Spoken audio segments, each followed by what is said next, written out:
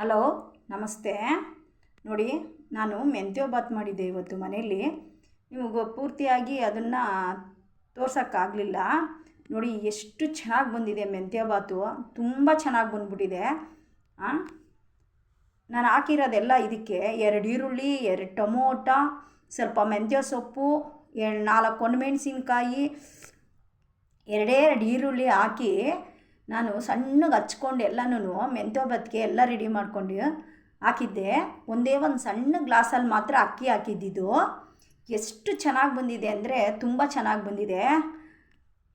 ನೋಡಿ ಎಷ್ಟು ಚೆನ್ನಾಗಿದೆ ನೋಡಿ, ಮೆಂತ್ಯ ಬಾತು ಸೂಪರಾಗಿ ಬಂದ್ಬಿಟ್ಟಿದೆ ನೋಡಿ. ಇದಕ್ಕೆ ಚಟ್ನಿ ಆಗಲಿ ತುಂಬ ಚೆನ್ನಾಗಿರುತ್ತೆ. ಹಾಕ್ಕೊಂಡು ತಿಂತಾಯಿದ್ರೆ ಏನು ರುಚಿ ಇರುತ್ತೋ ಇದು ಮೆಂತ್ಯ ಬಾತ್ ಮಾತ್ರ ತುಂಬ ರುಚಿ ಇರುತ್ತೆ, ತುಂಬ ಚೆನ್ನಾಗಿದೆ.